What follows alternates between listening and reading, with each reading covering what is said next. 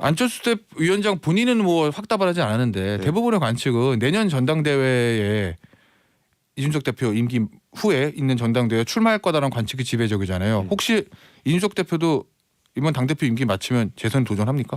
저는 제가 당대표로서 할 일을 마무리했다면은 출마 안 할 거고요. 제가 뭐 이거 하고 싶은 게 지금 저 임기 동안에 지금 선거 2번 치르면서 제가 하고 싶은 것들 뭐 개혁 조치들 많이 못했습니다. 그런 것들 충분히 1년 사이에 속도감 있게 해내면은 다른 거 하러 갈 수도 있고요. 아니면 일이 남았다 싶으면 또 하겠다 나올 수도 있죠. 김태현의 정치쇼. 오늘은 정마리아 코너를 하루 쉬고 이준석 국민의힘 대표가 출연한다는 사실 알고 계셨습니까? 준스톤에게 무슨 질문을 해야 할지 제작진은 어제 하루 열심히 정치쇼 셀럽들에게 취재 전화를 돌렸던 것입니다. 갈라치기 물어봐야죠. 예컨대 전장현이랑 요즘 사이가 별로인 것 같거든요. 이번에 이제 정치쇼 게스트들이 다 걱정하거나 비판을 했습니다. 이거 반드시 물어봐야 되거든요. 네네, 여보세요? 뭐요? 뭐 준수에 나온다고? 아유 뭐 난 궁금한 거 없어. 나는 근데 아침부터 갑자기 그 라면 중에 그 싸발면 요거 있죠? 나는 싸발면이 막 이렇게 먹고 싶지? 아니 뭐 그냥 그까라고. 갑자기 노래도 한 곡 뭐 듣고 싶은데 신청곡 가능합니까? 노래는 뭐 싸노라면 뭐 이거 신청하는 바입니다. 안 돼? 이것도 뭐 가만 수 없고 뭐 너무 뭐 신경 쓰지 마세요. 예. 뭐 인터뷰 잘하시고 그래요. 안녕하십니까, 안철수입니다. 이준석 대표가 출연한다고요? 왜 그걸 저한테 굳이 예? 저는 궁금한 거 없습니다. 예? 실망이라고요? 준수도처럼 그 인터뷰도 안 하면서 왜 챙기냐고요? 정말 실망입니다. 제가 정치쇼에 출연 제일 많이 하지 않았습니까? 뭐 기왕에 전화 주셨으니 하나만 물어봐 주십시오. 혹시 이번에도 당대표 도전하실지 그것이 정말 궁금합니다. 정치수 셀럽들의 오늘 누구 나오는지 전부 다 뭐 미리미리 예고를 해주셨어요. 금요일 2부 우리는 깐부 이준석 국민의힘 대표 모셨습니다. 안녕하세요. 네, 안녕하세요. 오랜만입니다. 예. 건강 괜찮으세요? 얼마 전에 선거 코로나... 이후에 이게 선거 때 그 목 아프면은 뭐 스테로이드 계열 약도 이렇게 먹고 하면은 그 이후에도 한 달 가까이 호르몬 이상이 생깁니다. 지금 그 항상성 유지가 안 됩니다. 그래요? 예. 어제 생일이었죠? 예. 늦었지만 생일 축하드리고. 예. 감사합니다. 어제 저 페이스북에 예. 당선인이 보낸 딸기 케이크 사진이 막 올려놨던데. 예. 어제 뭐 케이크 여러 개 들어왔는데 그중에 당선인께서 뭐 특별히 호텔 가서 가지고 직접 고르셨다고 하니까 그래요? 고맙더라고요. 예. 당선인과 아주 돈독한 관계를 유지하고 있습니까? 당선인이 그런 거 잘 챙기십니다. 그래요? 예. 저 같은 사람보다 훨씬 잘 챙깁니다. 예. 지금 여당 대표니까 이제 그럼 국가의전소에 몇 위로 올라가는 거예요? 7인가? 예. 7위예요? 예. 여당 대표가. 야당 대표는 8위? 8. 예. 그렇구나. 알겠습니다. 이제 우리 좀 본격적인 얘기를 좀 해봐야 되는데 앞서 우리 셀럽들이 궁금했던 게 전장현 문제하고 MB 사면 문제하고 그다음에 이제 안철수 대표 관련된 거거든요. 안철수 인수위원장이죠.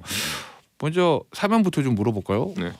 어떻게 하는 게 개인적으로 맞다고 보세요? 예를 들면 MB 사면을 지금 예전에 전두환 노태우 사면처럼 현 정부에서 문재인 대통령이 정리하고 하는 게 맞다.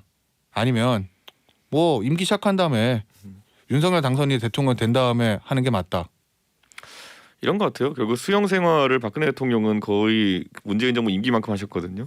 그렇기 때문에 여론의 반응이 좀 달랐던 것이고 이명박 대통령은 박근혜 대통령에 비해서 수용 기간이 길진 않았습니다. 그런 것 때문에 약간 여론의 차이가 있는 것 같고 근데 어쨌든 이건 문재인 정부가 풀어야 될 문제죠. 예. 어쨌든 두 전직 대통령이 이례적으로 긴 형기를 살았거든요. 그 전에 보면은 노태우 전두환 두 분 같은 경우에는 사실 이보다 훨씬 적은 형기를 사셨고 김대중 대통령께서 본인이 피해자면서도 국민 통합을 위한 판단을 하셨는데 저는 뭐 문재인 대통령께서도 국민 통합의 과제를 생각해서 본인이 풀고 가실 건 풀고 가시는 게 좋다 이렇게 생각합니다. 문재인 대통령이 알겠습니다. 오늘 사실은 제일 이슈가 됐던 게 이 뭐 대우조선해양 뭐 요 인사 문제인데 뭐 요거 뭐 디테일한 사실관계를 그렇다 치더라도 좀 근본적으로 큰 틀에서 정권 바뀔 때마다 항상 알박기 인사 얘기들이 있잖아요. 항상 그렇습니다. 얼마 전에 저희가 전재수 의원 인터뷰할 때 전재수 의원 얘기가 알박기 인사 문제가 있긴 한데 그거를 좀 입법적으로 해결했으면 좋겠다라는 그런 취지의 개인 의견임을 덧붙여서 얘기를 하셨거든요.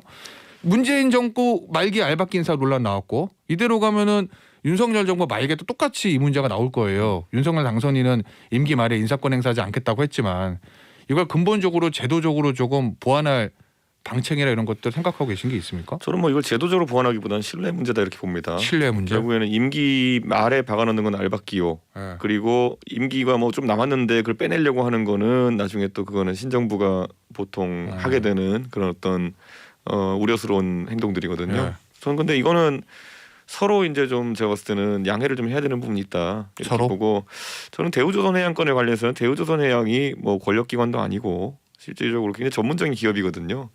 일시적으로 기업의 어려움 때문에 지금 산업은행의 지분이 50% 이상이기 때문에 사실 국가가 지배하는 구조로 되어 있는 것 때문에 지금 논란이 있는 것인데 저는 이게 인수위에서 뭐 여러 경로로 이제 이야기가 나왔겠지만은 당선인이 이런 뭐 대우조선해양 인사까지 뭐 챙기고 이런 건 아니거든요. 그렇기 때문에 그 밑에 계신 분들 중에 이게 좀 불편하신 분이 있어서 언급을 한 것 같은데 저는 지금 인수위가 국정 아젠다를 좀 열거하고 이래야 될 타이밍에 대우조선해양 인사까지 이제 인수위가 챙기는 모습도 부담일 것이다. 그럼 또 반대로 청와대 측에서는 이걸 또 무슨 대통령에 대한 공격으로 받아들이고 이렇게 반박하고 이런 자잘한 문제로 지금 구정부와 신정부가 맞설 상황은 아니다. 저는 이렇게 봅니다.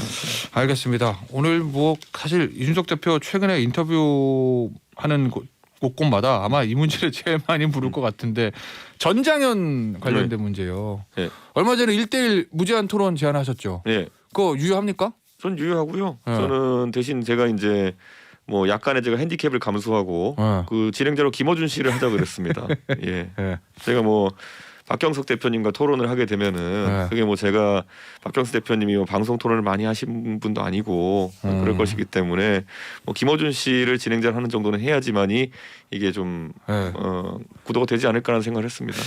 결국 이제 전장현 문제 핵심이 이제 이준석 대표가 제일 문제 삼고 있는 게 그 문제인 거죠. 그 시위의 방식. 시위의 방식인데 이건 시위의 네. 철학의 문제이기도 합니다. 철학의 문제예요. 그러니까 시위라고 하면은 우리가 권력자라든지 아니면 강자를 대상으로 하는 시위 같은 경우에는 저는 어떤 식으로든지 저는 그걸 보호하려고 노력할 겁니다. 네. 그런데 지금 전장현이라는 곳에서 결국에는 본인들은 뭐 오래 기다렸기 때문에 이렇게 할 수밖에 없다라고 하지만은 지금 그분들이 요구한 엘리베이터 설치 같은 경우에는 서울 지하철이 수백 개 역사가 있는데 94% 가까이 지금 엘리베이터 설치가 됐거든요.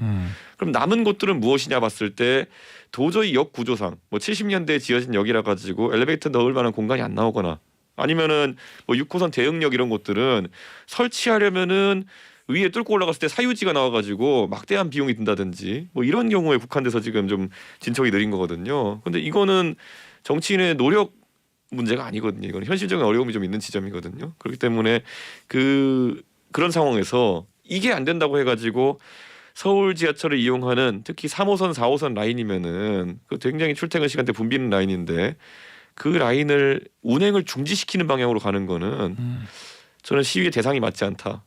4호선 타는 노도강 주민들이 무슨 잘못이 있습니까?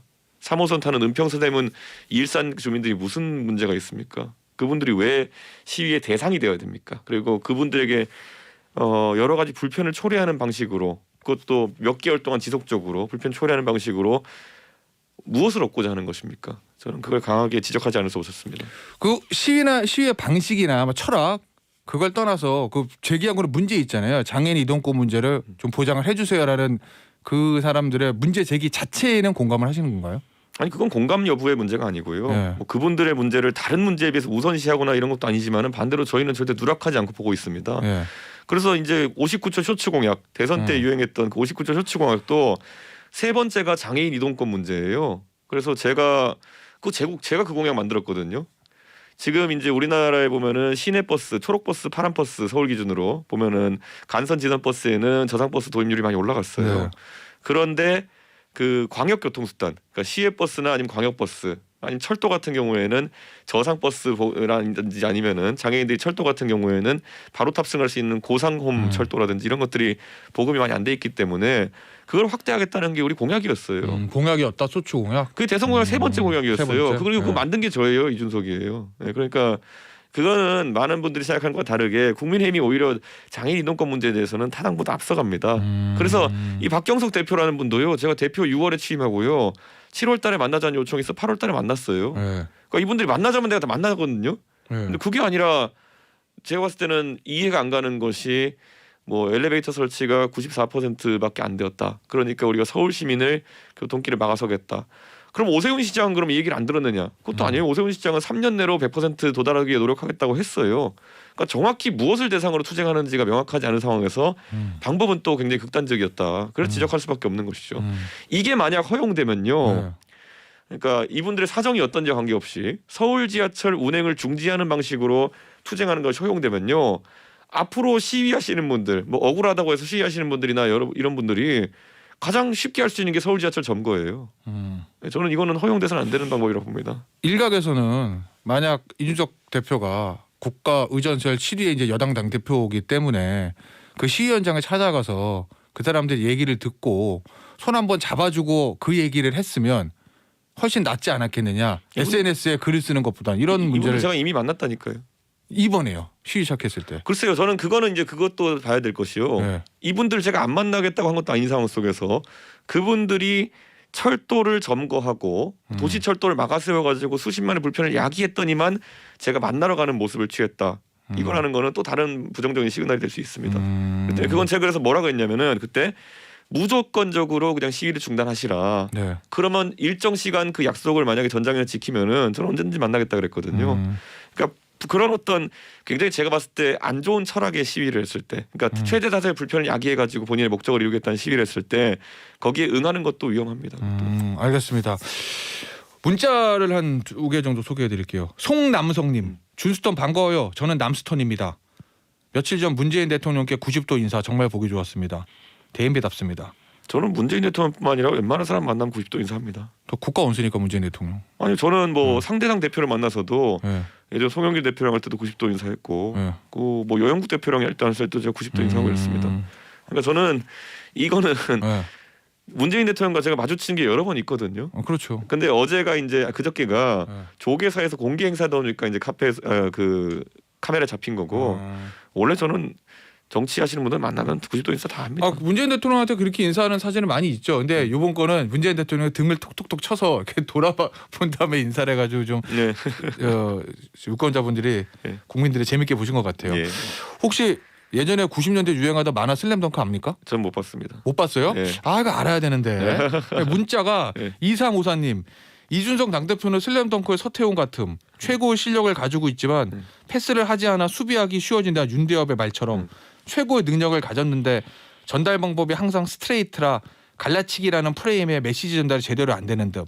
이준석 당대표 좀 지지하시는 분 같은데 좀 안타까워서 하시는 말씀 같은데. 근데 이런 거예요. 어때요? 그러니까 그 지금 이제 저한테 예를 들어 뭐 어. 갈라치기를 한다. 아니면은 또 뭐 저 뭐야 그 무슨 뭐랄까요? 뭐 갈등을 만든다 이렇게 얘기하시는 네. 분들도 있는데 어찌 보면요. 지금까지 전장현 문제, 지하철 시위 문제라고 하는 거는 3, 4개월 정도 지속됐던 거예요. 그런데 정치권 여의도 일대에 퍼져 있는 이건 오히려 장애인분들에게 안 좋은 프레임이긴 한데 장애인 문제는 개입하면 손해 본다. 예. 라는 그런 인식이 퍼져 있습니다. 근데 저는 그 인식에 동의하지 않기 때문에 제가 장애인과 관련된 문제도 이야기하는 겁니다. 오히려 저는 장애인들과 관련된 문제를 그러니까 전장현 분들이 말하시는 문제 항상 그거거든요. 정치권이 우리 문제를 잘 안 다뤄준다. 예. 근데 그거는 저는 그렇게 동의하지 않습니다만은 정치권은 장애인 문제와 결부되었을 때 무조건적으로 손해 본다는 인식을 하는 분들이 있어요.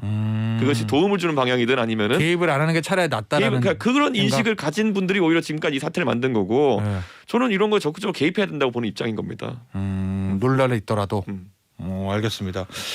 적극적으로 개입해야 될 문제가 하나 더 있는데 네. 여성가족부 관련된 겁니다. 네. 이 여성가족부 폐지 이게 59조 소추공약 1호 공약이었잖아요. 당시 어쨌든 이 공약 내고 나서 당시 윤석열 후보가 지지도가 좀 상승했던 거는 맞는 거고 그런데 인수위에서 여성가족부 폐지 요거를 미래가족부로 가닥이 잡힐 거다 이런 보도가 있었고 이준석 대표가 어제 기자들 만난 자리에서 당과 온도차가 있다 이렇게 얘기를 했어요. 당선인과도 어떤 의미입니까? 온도차가 있을걸요. 저는 당선인과 이 문제에 대해서 이제 얘기할 때마다 네. 당선인의 의중이 변했다는 인식을 하지 못했습니다. 네. 그런데 인수위에서 이제 뭐 개별 인수위원들이나 이런 분들이 인터뷰하면서 그런 말씀하시고 네.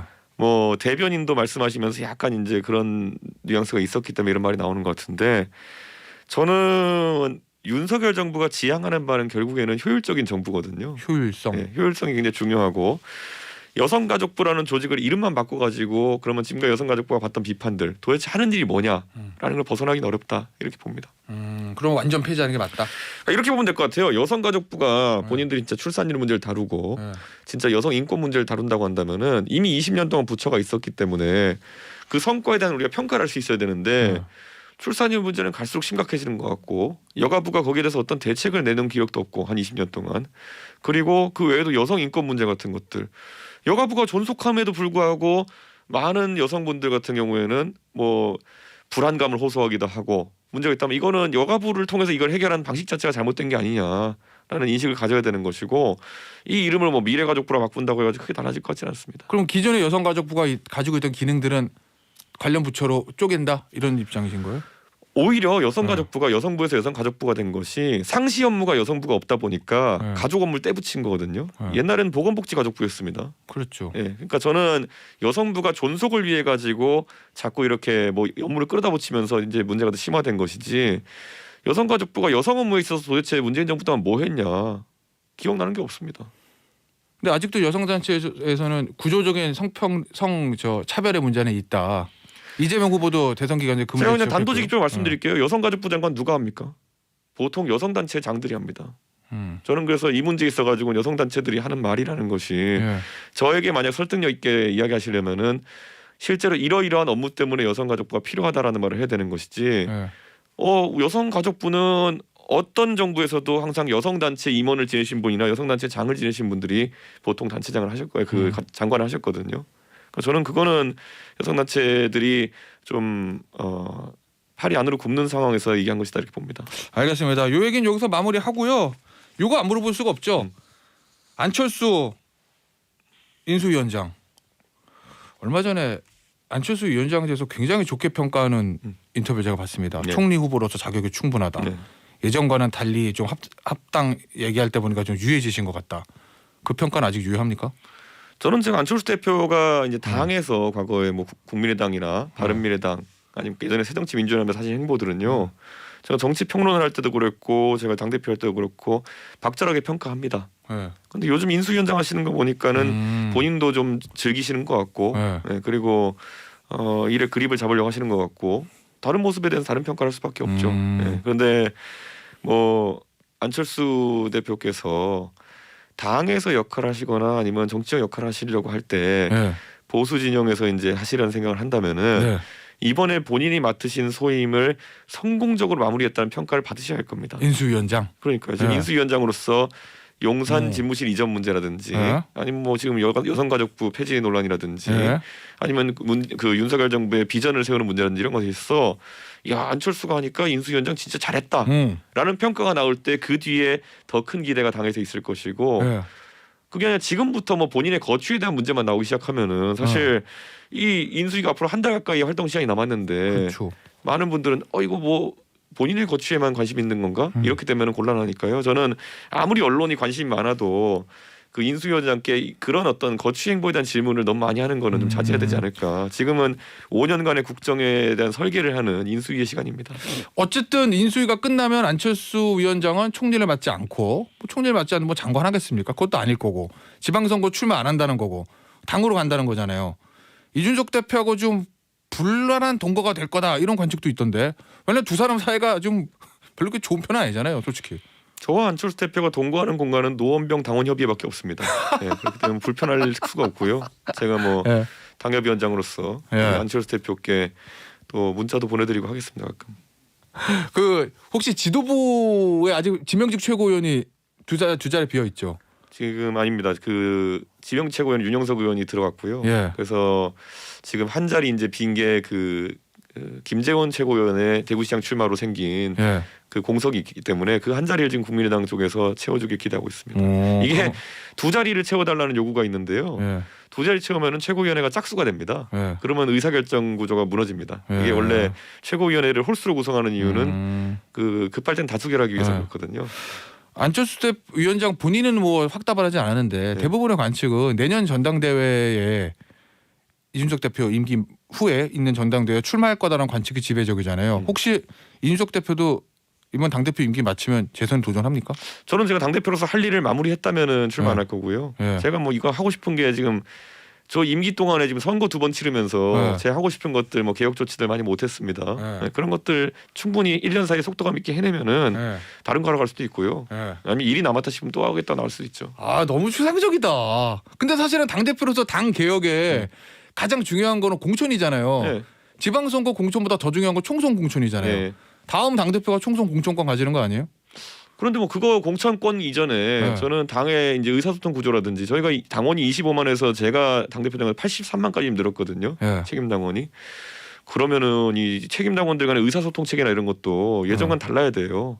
예전에는 진짜 영남 위주의 편중된 당 구조 해서 의사결정 구조가 있었다 그러면은 지금은 수도권 당원 진짜 많이 늘어났고요. 호남에서도 당원이 계속 증가하는 추세이기 때문에 의견 수렴을 이제 오프라인에서 하기는 어려워졌습니다. 그래서 온라인 소통 구조라든지 이게 제가 진짜 관심 있는 거지. 공천권은요 당원 위에 얹힌 아주 작은 주제 중에 하나입니다. 대선 이후에 또 지방선거 이후에 이준석 대표의 행보에 대해서 여러 가지 막 호사가들 설설설 나오잖아요. 속된 말로 뭐 유학 간다는 얘기도 있고 광주시장 출마한다는 얘기도 있고 그런 소문 다 들어보셨죠? 그러길 바라는 분들이 참 많은 것 같아요. 예전에 보면 종로 저 출마하라고 했던 분들도 있고 그랬던 것처럼 뭐 저를 아껴서 그런 말씀하시는 분도 있고 아마 국민들도 아실 겁니다. 제가 당대표하면서 한동안 우리 당에서 얼굴 많이 비추던 분들 중에서 얼굴 못 비추게 되신 분들이 있습니다. 그렇죠. 그분들 중에서는 이준석이 사라져야만 다시 얼굴 비출 수 있다고 생각하는 분들이 있으니까요. 뭐 그분들이 저에게 조언하는 척하면서 많은 말씀하십니다. 알겠습니다. 어떤 의미인지 알겠어요. 오늘 여기서 이준석 대표의 인터뷰 마무리하고요. 다음에 또 저희가 한번 모시도록 하겠습니다. 감사합니다. 감사합니다.